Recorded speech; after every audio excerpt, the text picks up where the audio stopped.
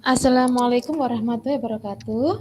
Waalaikumsalam warahmatullahi wabarakatuh. Saya Miming Suryoningsi dari SMKS Raudhatun Nasyiin Kabupaten Mojokerto, Ibu.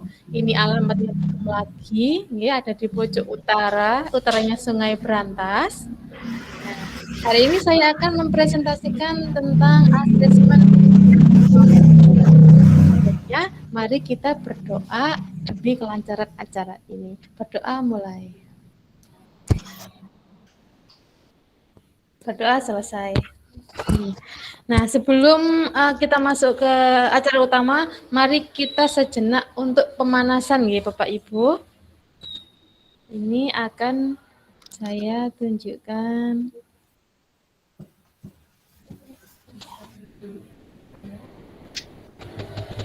Nah, yang ini aja dulu yang lebih mudah. Ini namanya permainan apa yang salah. Ya. Jenengan harus mencari apa yang salah yang ada dalam gambar ini. Oke. Nah, monggo. Kira-kira apa yang salah yang ada dalam gambar ini? Saya. Nggih, Bu Marwah. Itu ada TV di atas genteng. Oh iya, ada TV di atas. Nggih. Terus ada kerbau lagi tidur. Ada kerbau lagi tidur. Sebentar, ini apa ini kok menutupi? Nah, ada kerbau lagi tidur. Oh, nggih. Lagi tidur, lalu Terus ada matahari warna biru. ada matahari warna biru, betul. Lagi yang lain, yang lain. Yang lain. Bu Ani, Bu Yati, Pak Ari. Yang beda gitu toh maksudnya, Bu? Nggih, yang tidak Gimana sesuai, maksudnya? Pak. Nggih, Gambar misalnya kayak ini babi pakai garpu, kacamata. yang tidak garpu sama sendok. Oh iya, betul. Garpu sama sendok. Lalu ada lagi? Pisang itu sepertinya buah anjing mau pisang sikat tapi kok gigi. tahunnya nggih. beda. Anjing mau sikat gigi tuh. Oh nggih, anjing mau sikat gigi. Lalu Itu pisang, buah. gitu Ya, nggih. Iya, betul. Coba kita gambar yang kedua. Ini lebih simpel. Nah, apa yang salah ini, Bapak Ibu? Sapi kok iso nyupir. Benar. rodanya Sapi kok. bisa nyupir. Iya, rodanya apa itu? Ini Buah ya. jeruk. Nggih, rodanya jeruk. Lalu itu kelihatan sekali itu. Ada yang salah lagi? Itu asapnya jadi bubble, Bu. Apa? Asapnya jadi bubble. Oh iya, saya jadi bubble. Snowman. Tuh Ah apa? iya. Wortel ada di atas atap. Oh Wortelnya iya, ada di wortel atas ada atap. di atas atap. Ada snowman di musim panas. Nggih, betul. Nggih, saya tutup. Oke, sekarang saya akan putarkan sebuah video mengenai asesmen diagnosis, nggih.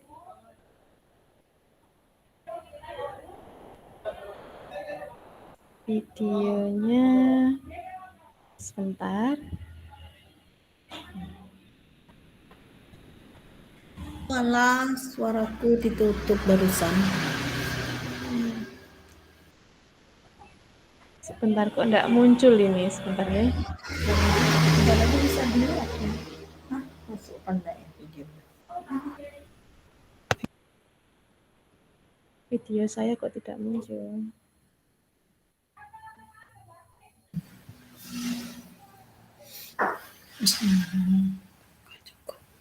Sebentar. Oh, video saya kok tidak mau muncul ya. Bismillah, bismillah. Nah. Sebentar, tidak mau muncul. Sebentar ya.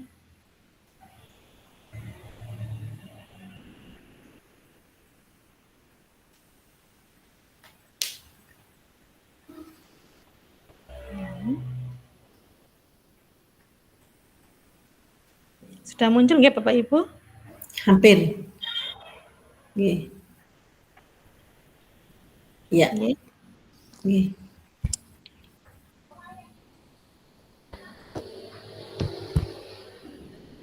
Ini tentang asesmen diagnosis.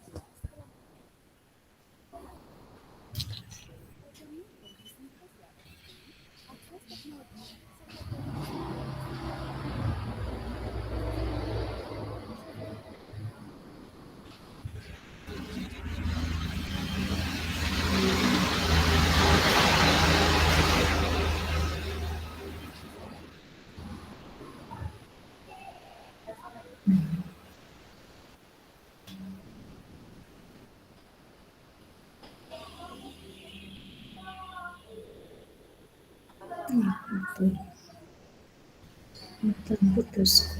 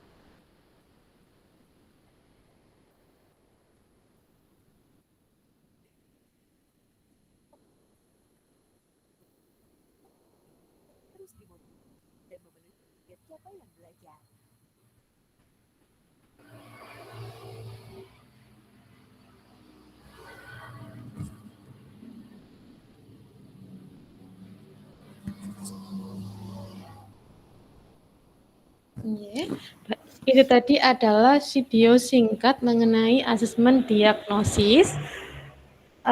Sekarang akan kita masuk ke materi utama kita, yaitu tentang asesmen diagnostik, nggih. Nah, apa itu asesmen diagnostik? Asesmen diagnostik adalah asesmen yang bertujuan untuk mendiagnosis kemampuan dasar siswa dan mengetahui kondisi awal peserta didik. Kita sebagai guru BK biasanya melakukan asesmen diagnostik ini ketika awal ajaran. Tujuannya apa? Yaitu untuk mengetahui kesejahteraan psikologi dan sosial emosi siswa. Karena kita guru SMK, biasanya psikologi dan sosial murid-murid kita itu tidak sama, apalagi dari latar belakang keluarga yang berbeda. Lalu apalagi tujuannya yaitu untuk mengetahui aktivitas selama belajar di rumah. Ini sangat penting bagaimana aktivitas selama belajar di rumah di masa pandemi ini ya Bapak Ibu. Tapi meskipun bukan dalam pandemi, kita juga harus tahu bagaimana aktivitas siswa kita saat belajar di rumah. Nah, lalu mengetahui kondisi keluarga siswa. Ini sangat penting. Kita harus tahu bagaimana kondisi keluarga siswa kita, apakah dari keluarga menengah, dari keluarga kalangan atas atau dari keluarga kalangan bawah, dari keluarga yang utuh, dari keluarga yang broken home, seperti itu untuk mengetahui sifat dan karakter siswa juga itu juga bisa ya Bapak Ibu. Lalu untuk mengetahui latar belakang pergaulan siswa. Nah, di sini itu terkadang siswa-siswa kita itu memiliki karakteristik yang berbeda. Nah, itu bisa dipengaruhi dari pergaulan siswa kita itu seperti apa. Dan yang terakhir adalah mengetahui gaya belajar, karakter, serta minat siswa.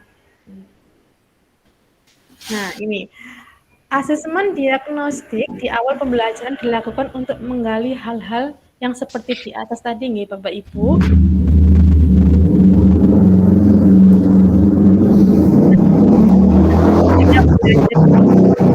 Mempengaruhi bagaimana caranya siswa kita itu menerima pembelajaran di sekolah. Terkadang ada siswa kita itu yang dianggap kurang pandai, padahal itu bukan karena anaknya, tapi karena gaya belajarnya yang tidak sesuai dengan teman-temannya, yang tidak sama. Ada yang kinestetik, ada yang audio visual, nah seperti itu. Lalu bagaimanakah tahapan melaksanakan asesmen diagnostik ini? Yang pertama, kita hadirkan persiapan. Nah, seperti ini. Ini adalah contoh dari persiapan ya, Bapak Ibu. Yang pertama, menyiapkan alat bantu berupa gambar-gambar yang mewakili emosi. Ini digunakan gambar-gambar ini digunakan untuk mengetahui emosi dan psikologi siswa kita. Ya. Jadi kita menyiapkan gambar yang berisi emotikon, ada emotikon yang bahagia, emotikon sedih, seperti itu. Nanti kita akan bertanya, bagaimanakah perasaannya mereka? Mereka bisa mengangkat kertas tersebut. Itu kalau kita lakukan dalam sesi tatap muka nih Bapak Ibu nih.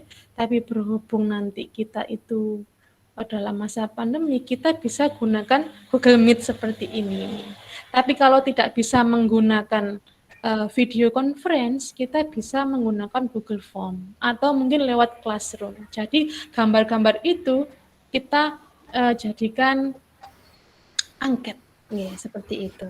Nah, setelah kita punya instrumennya, lalu kita membuat daftar pertanyaan kunci mengenai aktivitas siswa. Seperti apa saja kegiatanmu selama belajar di rumah, apa hal yang paling menyenangkan dan tidak menyenangkan ketika belajar di rumah, lalu apa harapanmu di masa pandemi ini, Bung? Anak-anak itu sering sekali mengalami kesulitan dalam belajar. Dalam asesmen diagnostik kita akan tahu apa saja hambatan mereka ketika belajar di rumah, apa saja yang mereka lakukan di rumah, bagaimanakah gaya belajar mereka di rumah itu seperti apa, lalu apa harapan mereka. Nah, ini contoh pelaksanaannya ya Bapak Ibu. Meminta siswa mengekspresikan perasaan selama belajar di rumah serta menjelaskan aktivitasnya, bercerita. Nah, ini bisa kita lakukan face to face, kalau kita punya banyak waktu kita bisa face to face Bapak Ibu. Biasanya kalau face to face ini itu kita sudah tahu bahwa anak ini itu memiliki sedikit permasalahan. Seperti itu. Kalau dari 36 siswa misalnya kita face to face semua itu tidak akan cukup waktunya. Betul nggih? Betul ya Bapak Ibu? Nggih, Bu. Biasanya itu kita tidak gunakan bercerita kalau asesmen diagnostik itu nggih. Nah, yang kedua itu dengan menulis. Ya, ini menuliskan apa yang mereka rasakan. Nah, ini sepertinya yang paling efektif dilakukan di sekolah saya nggih. Siswa itu menuliskan apa yang mereka rasakan, apa yang mereka harapkan, apa yang menjadi hambatan mereka. Ya. Lalu yang ketiga adalah menggambar. Nah, ini bisa menggambar apapun bentuk dari perasaan mereka. Mungkin kalau sedih itu bisa menggambar hujan, ya. Kalau senang bisa menggambar bunga matahari yang cerah, atau kalau sedang bingung bisa menggambar sesuatu abstrak yang berputar-putar, tali-tali rumit itu bisa menggambarkan. Itu juga termasuk dari asesmen diagnostik. Nah, lalu kalau berbentuk tanya jawab, bagaimana? Nah, yang pertama pastikan pertanyaan jelas dan mudah dipahami. Tidak semua anak didik kita itu memahami apa yang kita tanyakan Bapak Ibu. Jadi untuk mengurangi dampak itu kita harus membuat pertanyaan yang jelas dan mudah dipahami oleh semua peserta didik kita. Jangan yang panjang-panjang, cukup yang singkat dan jelas saja. Yang kedua, menyertakan acuan dan stimulus informasi yang dapat membantu siswa menemukan jawabannya. Jadi ketika siswa tidak mampu memahaminya, kita yang memberikan stimulus, bukan membantu mereka menjawab, bukan, tapi hanya memberikan stimulus. Clue lah, gampangannya kita kasih clue tentang pertanyaan tersebut. Yang ketiga, memberikan waktu berpikir pada siswa sebelum menjawab pertanyaan. Kalau menggunakan tanya jawab, kita memang harus sabar Bapak Ibu, karena siswa kadang itu ada yang berpikirnya itu lama bukan karena mereka tidak tahu, bisa jadi mereka itu bingung mau menjawab apa, atau mungkin mereka itu tidak mau jujur pada kita, jadi mereka berpikir aku harus jawab apa. Nah, seperti itu. Nah, sampai di sini ada pertanyaan? Enggak, saya teruskan. Nah, bagaimanakah saat siswa menjawab pertanyaan? Nah, kita memberikan penguatan dari pertanyaan siswa itu. Yang kedua, memberikan pertanyaan lanjutan untuk menggali lebih dalam. Jadi ketika siswa menjawab pertanyaan, kita berikan pertanyaan lanjutan mengenai apa jawaban siswa. Misalnya, apakah kamu suka belajar daring? Tidak. Nah, kita berikan pertanyaan lanjutan. Kenapa kok tidak suka? Nah, seperti itu. Apa hambatannya? Nah, seperti itu. Lalu mengembalikan fokus jika jawaban mulai menyimpang. Terkadang ada peserta didik kita itu yang jawabannya itu melenceng dari pertanyaan. Entah karena siswanya tidak paham atau siswanya mau melarikan diri dari pertanyaan tersebut. Pasti Bapak Ibu mengalaminya. Siswa itu ngomong apa nanti nggak nyampe-nyampe itu pertanyaannya. Lalu saat siswa balik bertanya, jika siswa langsung balik bertanya, kita harus langsung menjawabnya, dengan tegas, terus dengan jelas dan mudah dipahami. Lalu membantu siswa untuk dapat menjawab pertanyaannya sendiri. Nah, bimbingan konseling itu, guru BK itu perannya itu untuk membimbing. Nah, salah satunya itu untuk membimbing siswa dapat menjawab pertanyaan sendiri. Jadi bukan kita yang menjawabnya, tapi kita hanya membantu siswa itu mengarahkan untuk dapat menjawab pertanyaannya sendiri. Lalu bagaimanakah saat siswa menjawab pertanyaan? Kita mencoba untuk mengarahkan kembali pertanyaan. Yang kedua, memparafrasekan pertanyaan agar mudah dipahami dan menunggu beberapa saat. Nah, terkadang ada guru BK itu yang tidak sabar, saat siswanya diam saja itu akhirnya dijawab sendiri pertanyaannya. Nah, itu tidak boleh Bapak Ibu. Nah, setelah pelaksanaan yang ketiga adalah tindak lanjut dari asesmen diagnostik. Yang pertama, identifikasi siswa dengan ekspresi emosi negatif. Ini kalau kita menggunakan instrumen kartu emosi, ya. Kalau dengan instrumen lain itu bisa disesuaikan identifikasinya, ya. Mungkin dengan angket, berarti kita mengidentifikasi jawaban peserta didik. Ya. Lalu ajak berdiskusi 4 mata. Ini juga untuk siswa yang sudah terlihat memiliki jawaban yang negatif dari asesmen kita tadi, ya. Kita bisa ajak berdiskusi 4 mata. Lalu yang kedua, menentukan tindak lanjut dan mengkomunikasikan dengan siswa serta orang tua bila diperlukan. Ada beberapa kondisi siswa yang setelah kita diagnostik ini itu kondisinya itu sedikit mengkhawatirkan, sehingga butuh peran orang tua atau wali kelas itu untuk mengkoordinasikan bagaimana kita dapat menyelesaikan permasalahan ini. Ya. Lalu yang ketiga, ulangi pelaksanaan asesmen pada awal pelayanan. Asesmen ini harus dilakukan secara berkala ya Bapak Ibu. Ya. Baik. Oke. Nah, sekarang saya ingin bertanya, bagaimanakah asesmen diagnostik itu dilakukan di sekolah Bapak Ibu? Kalau saya tadi di sekolah saya itu lebih cenderung ke siswa untuk menulis sendiri apa yang mereka rasakan. Monggo. Kalau saya ya Bu, saya terus terang kurang ini Bu Mas Ibu terhadap pengumpulan data. Karena terus terang ya seperti saya utarakan di depan, guru BK-nya tidak sebanding dengan siswanya. Terus kami dua-duanya guru BK itu dibebani tugas yang banyak. Selain BK. Yang satunya tuh malah bendara bos gitu loh. Kalau saya bendara PBDB, bendara PKL, sekarang malah bendara kesiswaan, ketua agrowisata. Jadi aduh sampai bingung kadang. Itu mungkin dari saya. Jadi masih belum terlaksana nggak Bu untuk asesmen diagnostik? Ya, mungkin ada Bu Marwah, Bu Ani atau Pak Hari?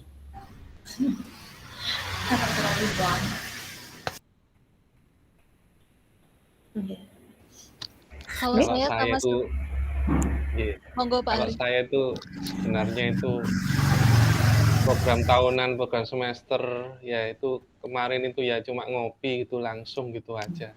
Saya nggak pernah melakukan asesmen ya.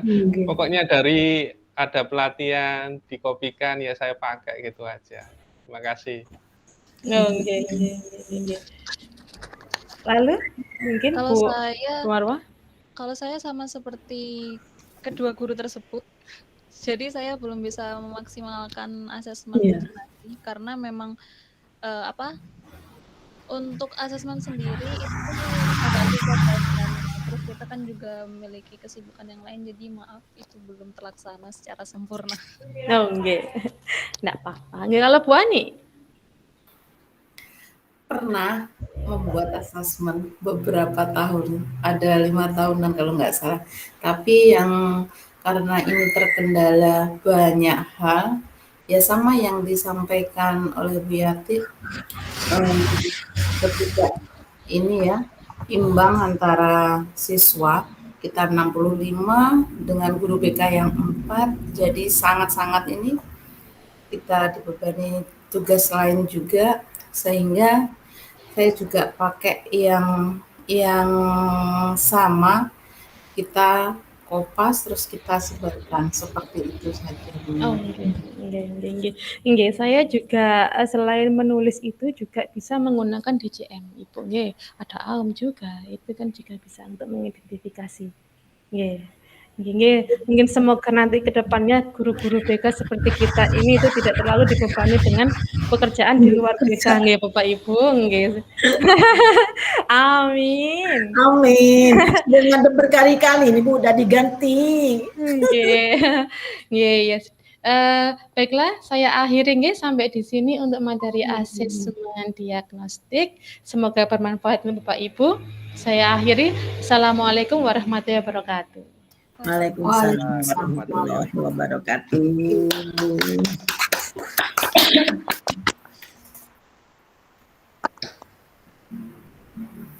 Jadi